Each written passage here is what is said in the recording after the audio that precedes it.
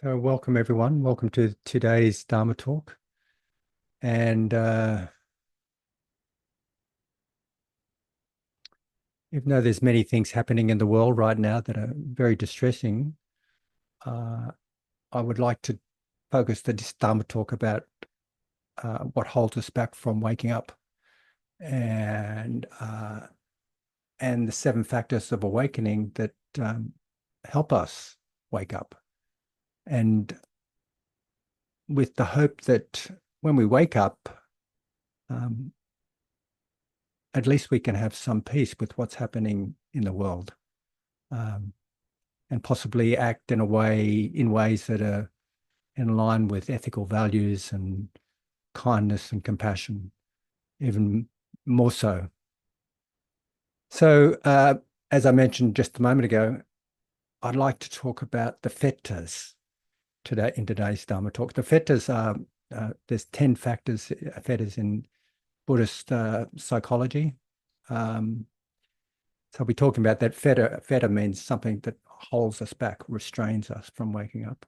And the 7 factors of awakening, which are factors that are evident when we wake up, in the process of waking up. So this talk is very similar to a talk I gave earlier in the year on waking up. I think I gave it in May or April. But there's a few different angles. So there'll be some repetition, but mostly it's coming from a few different angles. So in Theravada Buddhism, the term Pali, the term nibbana from the language Pali, and the term nirvana from the Sanskrit language, is used in reference to freedom from dukkha. Dukkha is, of course, that sometimes it's translated as suffering, but most often it's considered as an unsatisfactoriness about life. A kind of an unsatisfactoriness, like things aren't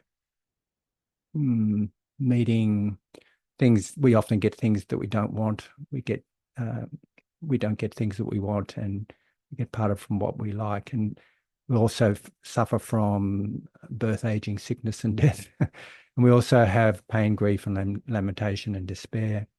There's a whole range of things that we suffer from, but also even at a very subtle end that are unsatisfactory. So when we're talking about nibbana or freedom, we're talking about stepping out of samsara, stepping out of that which binds us to this cycling of suffering. And actually, according to one translation, the word literally means unbinding. And thus, in Buddhism, freedom is often defined in terms of what it is not. That is, it is not suffering. So waking up, what we do when we wake up to nibbana. We wake up to the realization of this freedom. And one time someone asked, what happens to the enlightened being when they die? And the Buddha responded by saying, where does a flame go, or flame of a candle go when it's extinguished? And of course, it doesn't go anywhere. So it's like when he was asking that, he was talking about nibbana as not really being a sense of eternalism, meaning that, when we die, when we're awake and we get born in some heavenly realm that lasts forever. It's not that. And it's also not a sense of annihilism, meaning that things just stop. It's kind of not either of those. And he wouldn't be engaged in discussing what it was. But he did say that it was freedom from suffering. And it is about exiting cycles of samsara, samsara being the world, basically, the world of cycling and suffering, feeding into it, the world of aging, sickness, death, and rebirth, and continuing going around in these cycles of suffering. And if a fire is analogous to cycling in the wheel of samsara, then when the fire goes out, there's no more samsara, basically. And fires go out when there's no fuel for the fire. And the fuel for the fire that the Buddha talked about, and here we're making an analogy between fire and being caught in samsara. When there's no more fuel, when there's no more greed, ignorance, and hatred, then there's no more fire. There's no more suffering.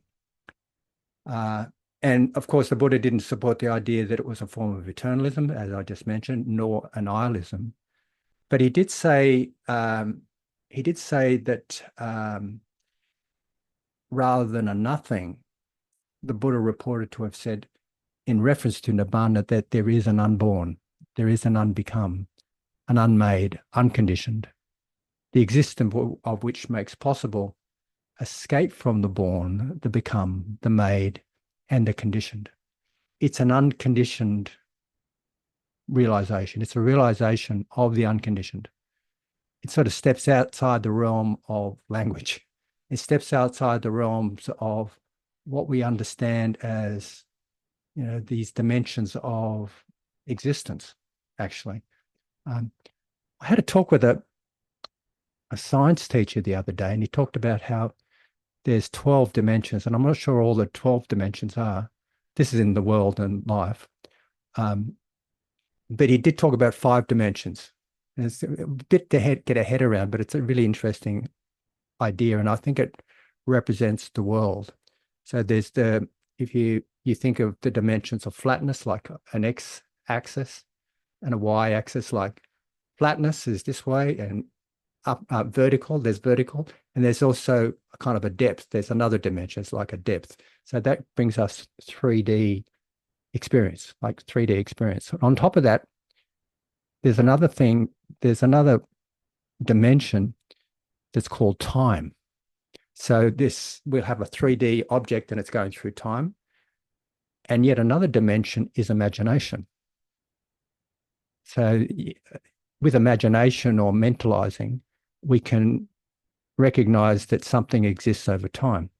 So when we talk about the world of samsara, it's of 5 dimensions. It includes, 3D things, as well as our mind and as well as time. But when we're talking about breaking free from that, when we're talking about nibbana, we're talking about something that's not of those dimensions. It sort of breaks free from that. It's unconditioned. So because it doesn't arise, it also doesn't cease. And sometimes the term nibbana is called the deathless because of that. When the Buddha was first awakened, when he woke up under the Bodhi tree, he kind of hung out where he was for about 3 weeks, and then he eventually was convinced to and decided that he could teach this. Some people would understand it, and he went walking in the direction of the 5 ascetics to give the first Dharma discourse. And he was met along the way by someone, I can't remember the name of this man, but he was a wanderer. And he noticed the Buddha walking, and he said, "Wow, there's something about you that's really interesting." And he said, "What are you?" And the Buddha said, "I'm awake." And he continued to go on to say something quite profound. He was saying, "I'm awake and I'm beating the drum of the deathless." And this guy said, "Well, who's your teacher?" And he said, I'm enlightened by myself. And this person just sort of didn't really get it. And he said, "Oh, well, so be it, as you are, good on your friend, see you later." And he walked off. But the point I'm making was that when the Buddha was awakened, he walked out there, and the first time he talked to someone about this, he was saying he was beating the drum of the deathless, meaning he was beating the drum, inviting people to realize the deathless, realize nibbana. So, and this realization is called waking up. In fact, the term Buddhism, the term Buddhism is an English Pali mix, and it's there's no such thing as Buddhism really. But the term Buddha means comes from the word but, which means to wake up, to understand. And a Buddha is one who is awake, one who is understood, one who understands. So in Theravadan Buddhism, and Theravadan Buddhism is a school of Buddhism that's most similar to early Buddhism. There are 4 stages of awakening, which are described as path and fruit. And each stage is marked by an experience of nibbana. And according to the Theravada map, there can only be 4 nibbana experiences with complete awakening. Like the 4th nibbana experience is complete awakening. And I did want to make a note here that in other schools of Buddhism, like with Zen Buddhism, there's any number of awakening experiences that people can have. It's not limited to 4 awakening experiences. But the way they talk about it in Zen Buddhism is more about the depth of the awakening experiences that lead to something more enduring, if that makes sense. So anyway, I just thought I'd mention that, because what I'm talking about today is mostly in line with the Theravadan Buddhist map. So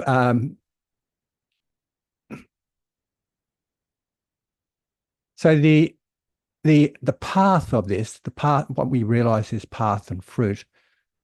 The path relates to the moment of awakening, and the fruit relates to the changes that manifest or become as a result of the awakening. So there's this awakening experience, and then there's the fruit of that. So we have this thing called path and fruit. Now there's enduring changes or non-reversibility of various changes that happen in the Theravadan map of awakening. So with the, and just a note here, even though this is different in Mahayana Buddhism, where there's, they wake up and they want to come, the intention is to come back to save all sentient beings. In Theravadan Buddhism, the aim of awakening is not to be born again, is to exit this samsara, which includes rebirth and death and rebirth and death and rebirth and death, going around in cycles and cycles. So the aim of it is to not be reborn. And according to the earliest Buddhist teachings, with the first stage of awakening, the practitioner will have no more than 7 births back into the sensual human realm. Okay. With the second stage of experience of nibbana, the practitioner will have no more than 1 birth back into the sensual realm. With the third stage, called the non-returner, the practitioner will not return to the sensual realm. And with the 4th and final stage, which is called, the being that realizes that stage, is called an arahant and does not return back into the world, this 5-dimensional world. So, and it's like, it's not eternalism and it's not annihilation, but it's just not suffering. So according to Theravadan Buddhism, the stages of awakening result from successively letting go and release of mental distortions and tendencies driven by greed, ignorance, and hatred. And I mentioned earlier, there's 10 fetters. These 10 fetters, there's a kind of a successive release from each of these fetters in the order that they're presented. So the 10 fetters, which consist of 4 of the 5 hindrances, the actual hindrances that it doesn't have is sloth and torpor. But the 4 of the 5 hindrances are sensual craving, sensual desire, ill will, restlessness, and paralyzing doubt. They are They are these 10 hindrances, these 10 fetters. And they consist of four of these five hindrances, as well as other psychological patterns that hold us back from the realization of nibbana. And according to the teachings, these are successively released with each stage of awakening. And the first stage, it's called a sotapanna. The first stage is described as entering a stream, because just as a stream cannot flow backwards and is destined to eventually reach the ocean, the practitioner cannot return to grossly deluded states of unknowing and is destined to realize complete awakening. So here are the 10 fetters and the stages they relate to. So the first stage, a stream enterer or sotapanna, has a glimpse of nibbana and is free from three of the fetters. These are the three fetters. The first fetter is identity view, and in Pali it's called Sakkaya Ditthi. And it's the belief, this identity view is the belief that there is an unchanging self or soul within five impermanent clumps or aggregates that we call ourselves. Now, what we call ourselves, what the self is consistent of, is form, like the body, feelings, like the indwelling qualities of pleasant, unpleasant, or neither, form, feelings, perceptions, like the recognitions of things like we perceive. Right now, I'm perceiving a screen. I'm perceiving you people in there. I'm pointing in there. You're not actually in there. You're somewhere else, somewhere. But I'm perceiving, I'm recognizing. So form, feeling, perceptions, mental formations. Mental formations are the creative function of the mind.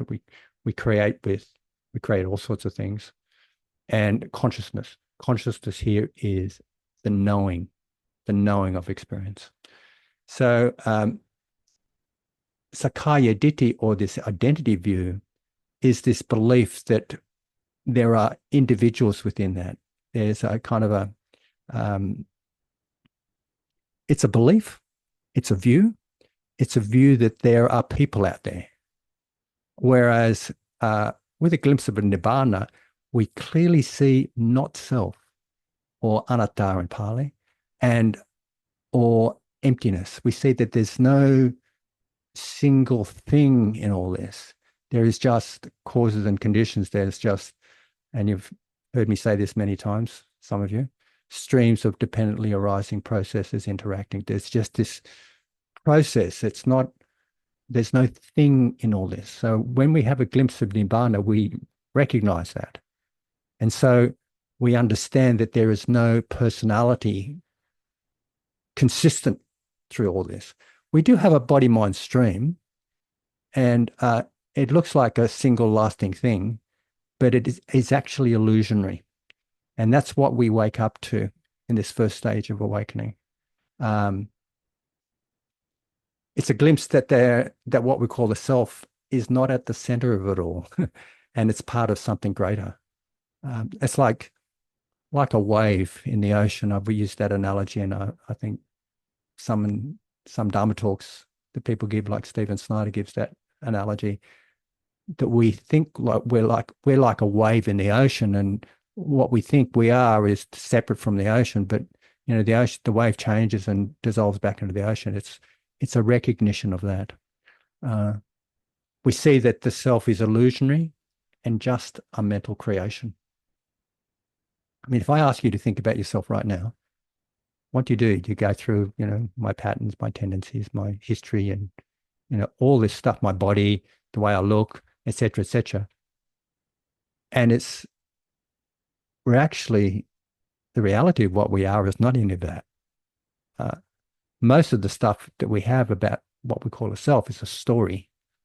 And you've heard me talk about how neuroscience talks about it as a fiction, which is created from default mode networking and left hemispheric rational and reason and logical thinking, as well as the language centers in the left hemisphere. So it's this kind of fiction. It's a creation.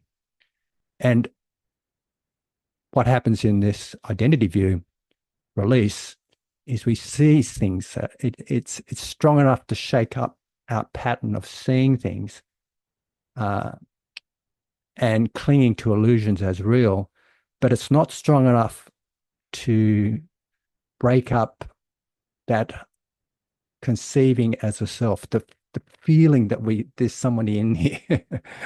It's not strong enough. This is the first stage. Okay.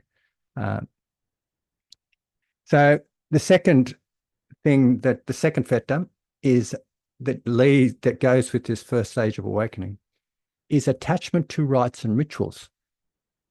This means that the practitioner understands that clear insight will not arise from performing rituals, and that such clarity only arises from one's direct insights, and direct perception.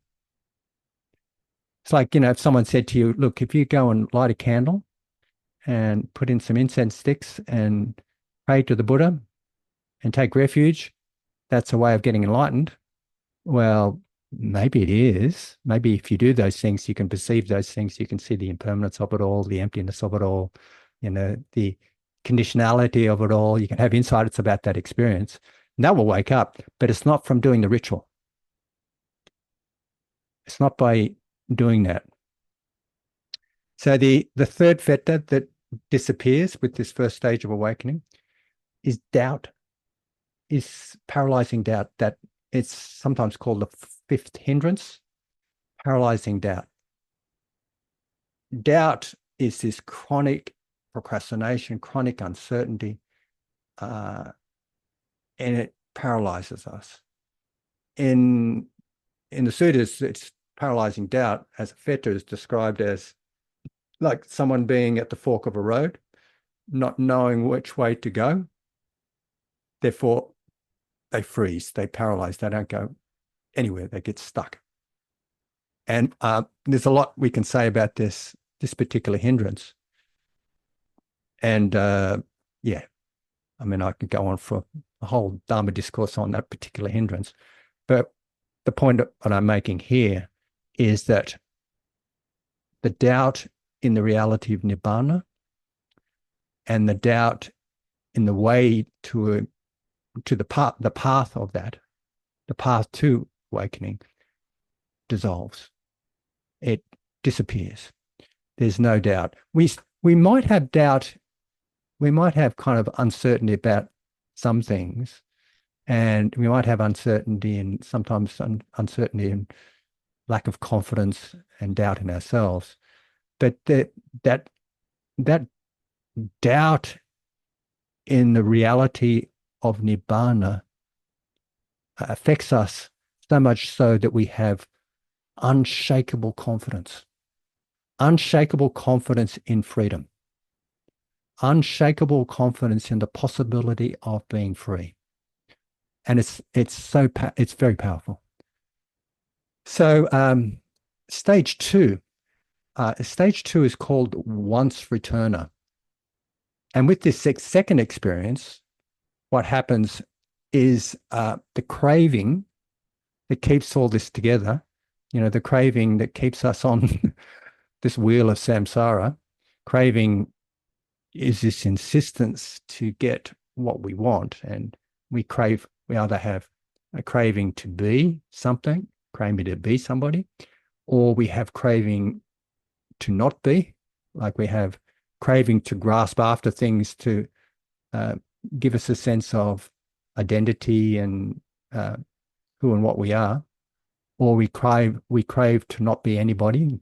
At its extreme, it's craving for suicide or to be nothing or to turn it all off. And also we have sensual craving. Sensual craving is craving after the six senses. So with this second experience, this stage two, which is called a once returner, sensual craving, which refers to craving and grasping after sensual pleasures, and which includes the five physical senses as well as the sense of mind, is attenuated. It's not disappear, it doesn't disappear, but it's greatly reduced. And the other thing that's greatly reduced, or the other, it's actually a hindrance, it's greatly reduced, is ill will or aversion. And ill will and aversion is kind of is a part of craving. It's like the craving to not have. It's the craving to push away. But it often manifests in a wide range of emotions, especially associated with aversion and anger. And ill will is generally considered as aversion, basically, pushing away.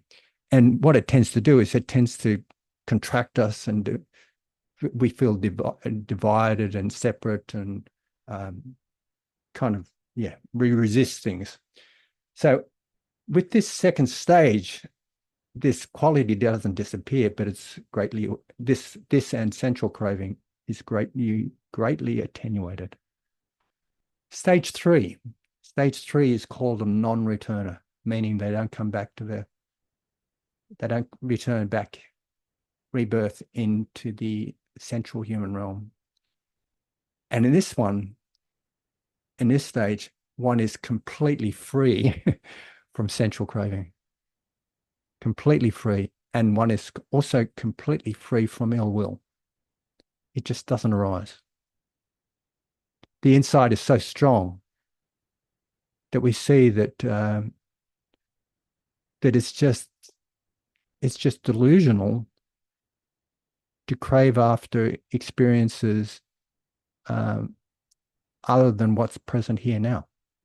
To pull ourselves out of the experience of this present moment, to grasp after something, it just doesn't exist, of the pleasure of the sensual pleasures.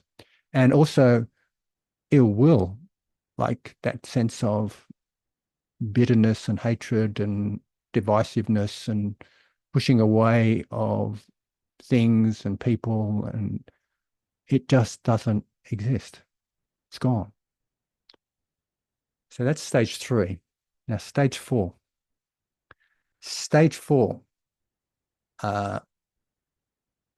With stage four, one is free from the 5 lower fetters, which are the ones I've just described, and the 5 higher fetters.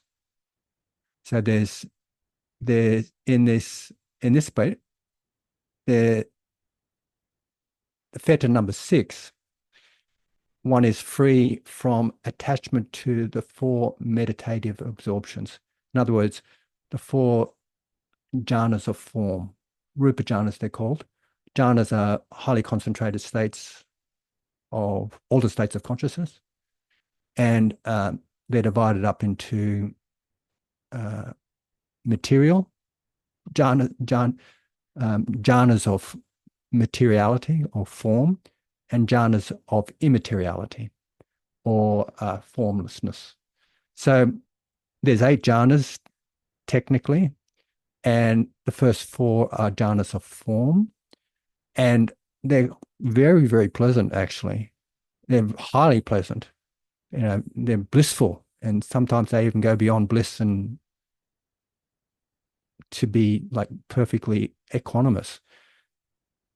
They are still prone to attachment.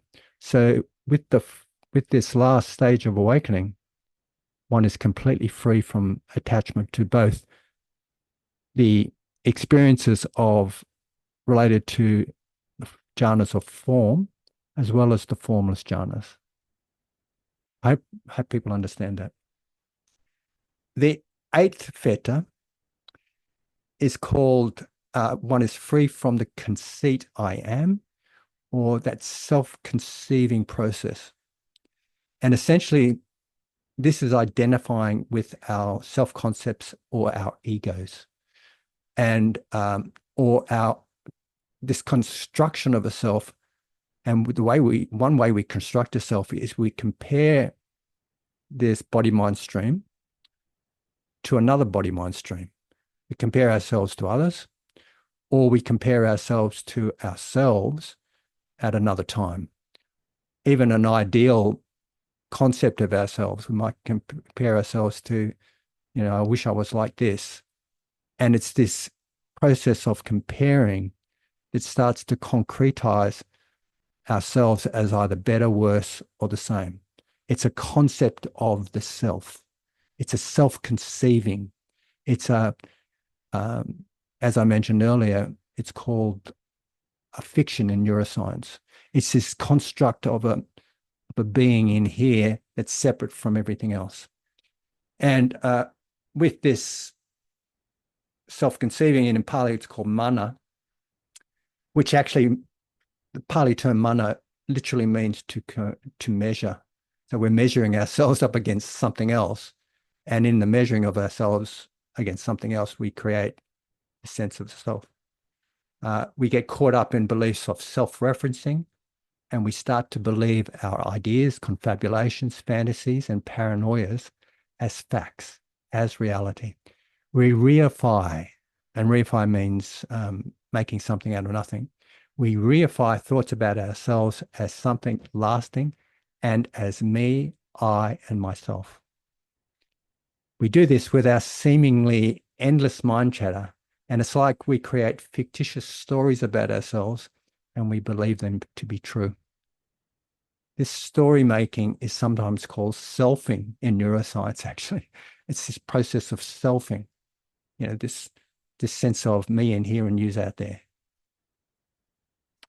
And sometimes we might get absorbed in something and like we're in the flow.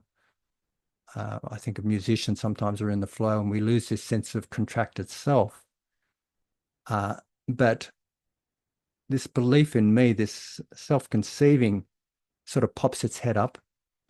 It's so habitual. It pops its head up and it begins to sort of have a narrative. And the narrative is usually driven by cravings to be somebody or to not be somebody. And it just kind of snaps us back into this self-conceiving process. And in my view, it's tied with the craving to be somebody. And we get sucked into samsara. We get sucked into this cycling.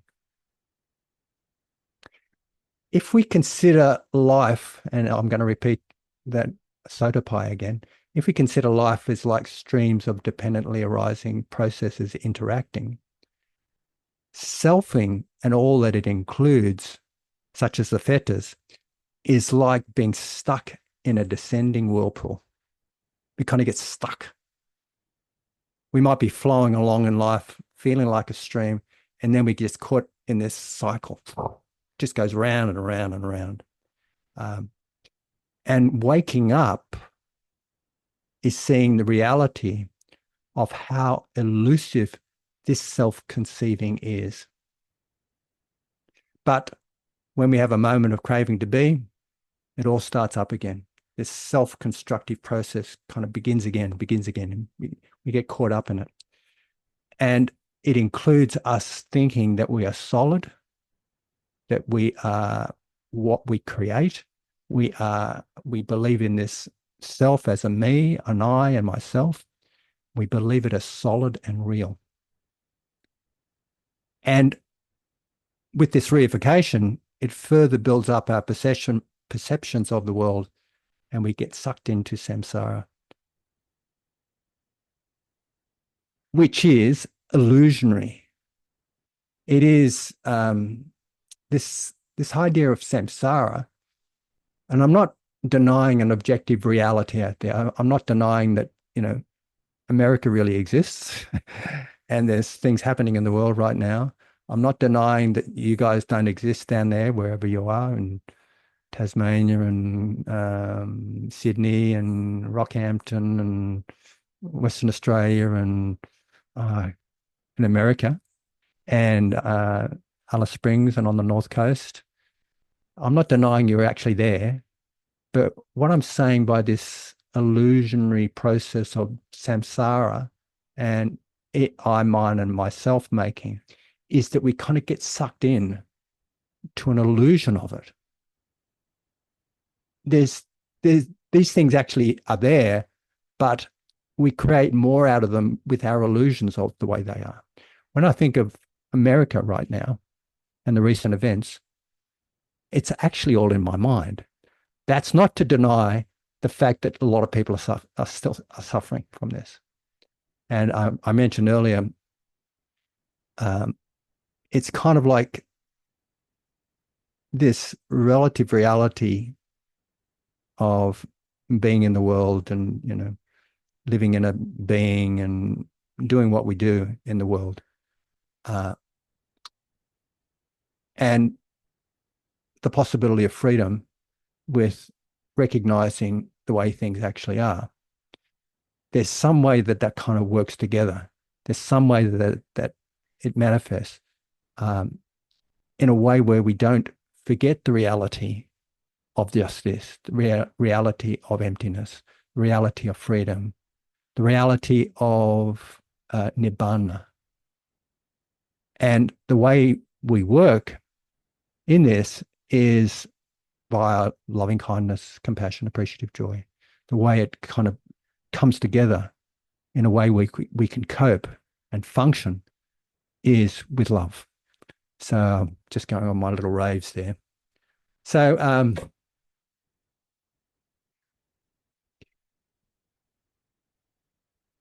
I said what I've written. When it's sometimes like, sometimes we can see the absolute, for example, yet, and it's inviting us. We can see a vision of it or possibility of it. It's inviting us, yet there's also samsara and there's something pulling us back. So the ninth fetter is called restlessness, and restlessness is the same as that fourth hindrance, restlessness and worry. And this refers to a kind of an agitation in the body and mind, and it is an unconcentrated mind. It's disturbed by worry about the future, rumination about the past and things that can't be changed, and remorse and regret about actions we've done in the past that still can't be changed. Sometimes it's synonymous with thinking a lot. When your mind's agitated and you're just kind of going off on stories and blah, blah, blah, and you're trying to meditate or you're trying to be present, and it's just consumed with mental proliferation. I would say that's mostly related to this hindrance and the ninth fetter. So the 10th fetter, the final fetter to disappear, is called ignorance. And ignorance is the opposite to compassionate wisdom. It is ignoring the reality of ourselves and the world around us. Other terms for ignorance include delusion or unknowing. And mental distortions driven by greed, ignorance, and hatred can be very deceiving. The mental distortions will justify themselves. They'll justify themselves through some way or other. And until we see through them and therefore no longer feed into them, we will suffer. And what happens with awakening, on the process of awakening, we begin to not feed into the delusions. We don't believe them anymore. We have a sense of dispassion and disenchantment with them, and we begin to let go. When we wise up to the impact of this fetter and transform it with insight, we are free from cycling in the wheel of samsara, the wheel of suffering. Letting go of ignorance is about cultivating wisdom and seeing through or seeing the reality of our mind-made creations. And again, I'm saying I'm not denying an objective reality out there, but much of what we think is out there is filtered through our delusions, our ignorance, our unknowing. So how do we wake up? Well, in my view, it's a balance between serenity and insight.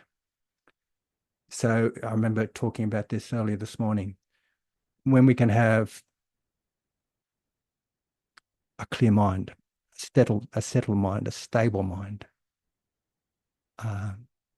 we're actually able to see things. And I've often used an analogy of a pond or a pool that's stirred up. Like we stir up the pool of a pond and there's mud floating around the pond. We can't see anything. But if we let the sediment settle in the pond, we can let the little sediment settle, say, with just being still and quiet and concentrated or having samadhi. Then what happens is we see clearly into the pond and we can see clearly. No, I hope you don't mind me using these same analogies again. All the rusty cans and broken bottles and, nails sticking out of 4x2s in the bottom of the pond that reflect our traumas, our difficulties, our tendencies, and so on. We can see them and we can remove them from harm's way, or at least we know they're there so we don't step on them. So the clearing is the function of samadhi, and the seeing and knowing is insight. So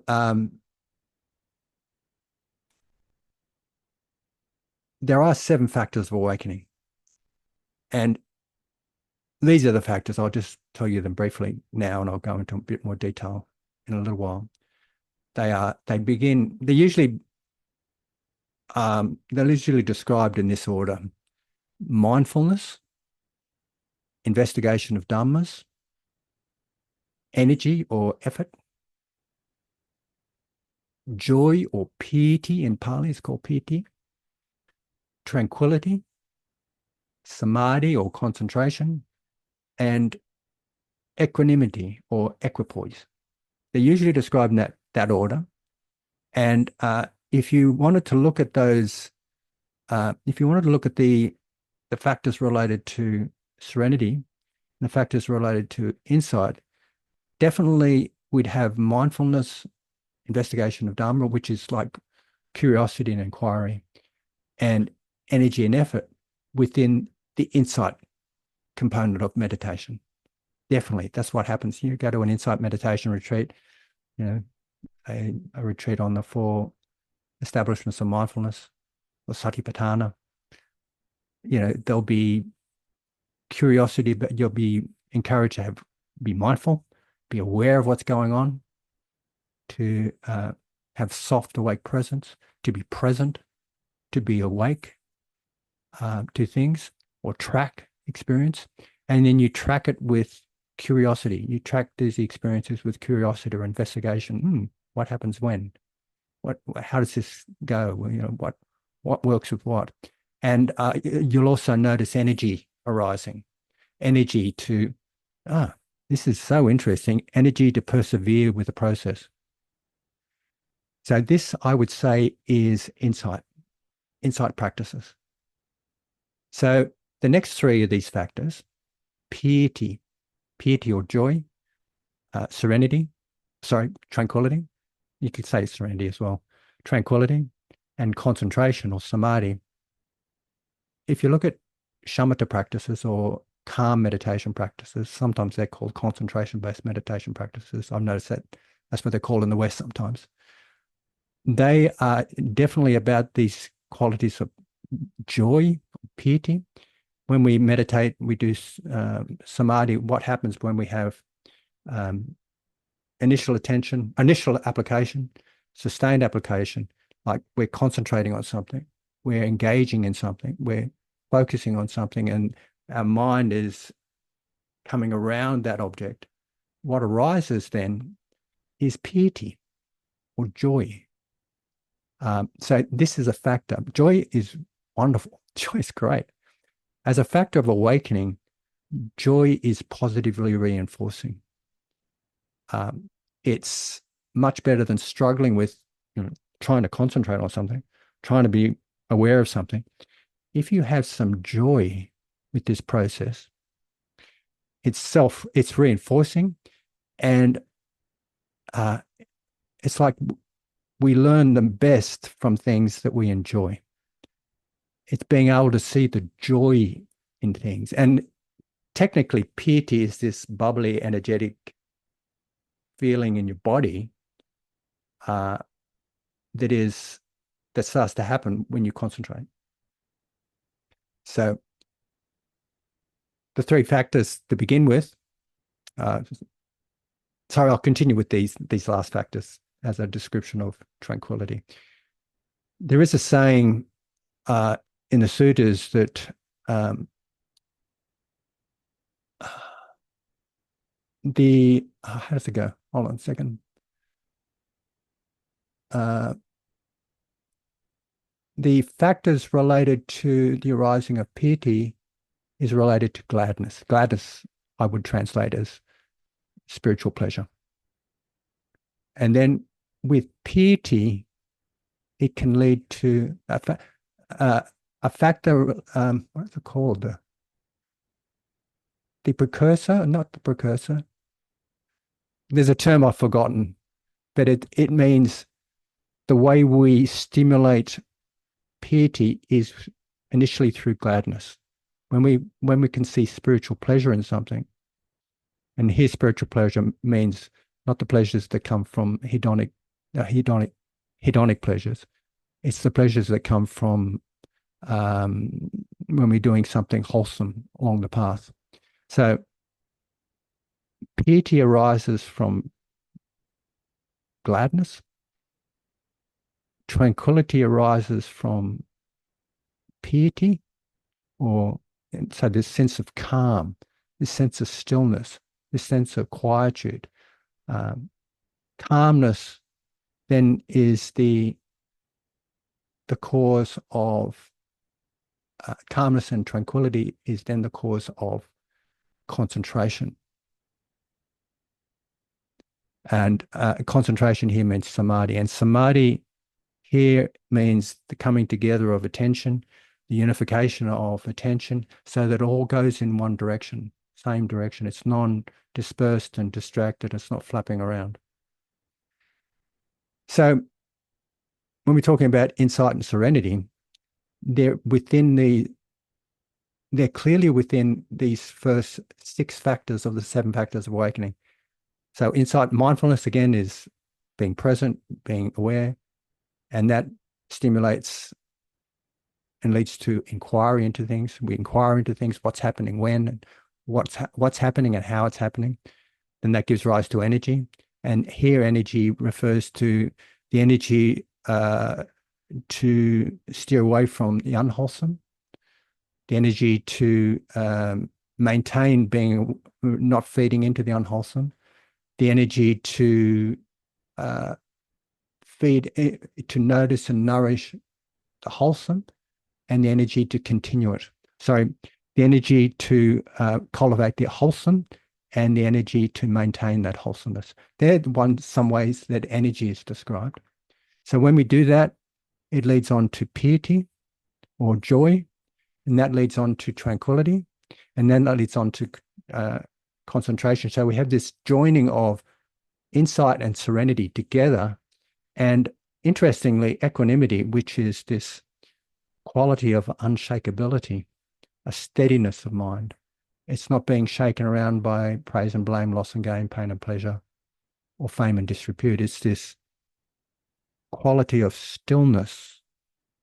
And actually, there's a number of different ways we can describe equanimity. So equanimity arises from insight meditation, and also equanimity as stillness and quietude and silence as a state, as a luminous state, also arises from serenity meditation. And so what we have here with these 7 factors of awakening, we have this kind of cumulative process that eventually results in equanimity, this unshakability. And equanimity could be understood as also equipoise, in that we have this perfect perspective on things. These are the factors of awakening. These are the ways we wake up. And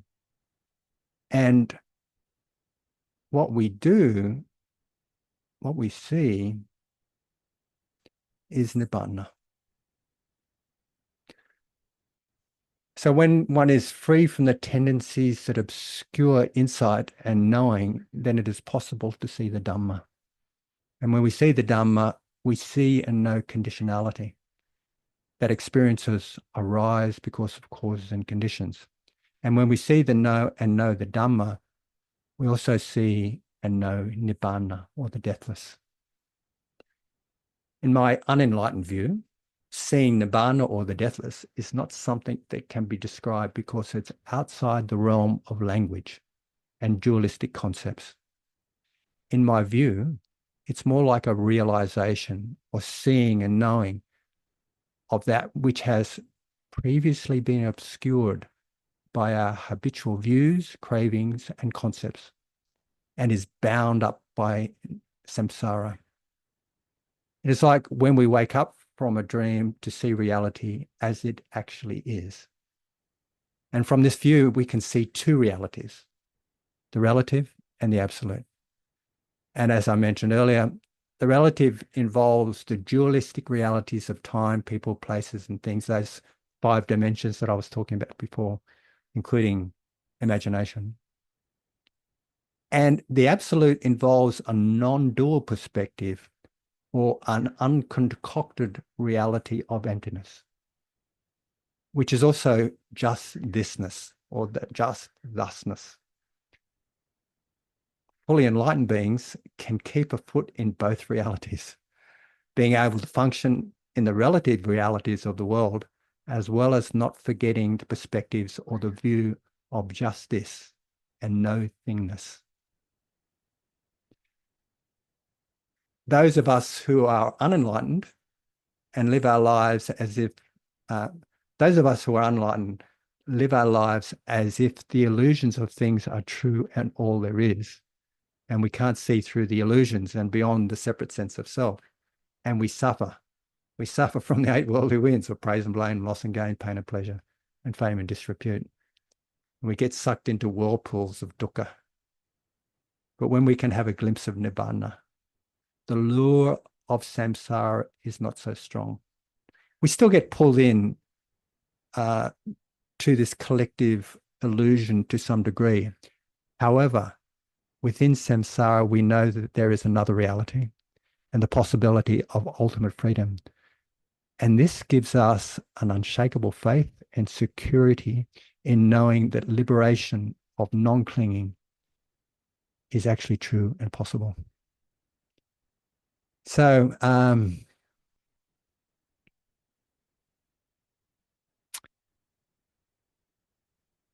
when we can surrender to letting samsara go completely, and in doing so, also letting go of everything, including the illusionary ego, and directly, what we can do, what happens then is we directly experience the liberation of non-clinging, or the deathless.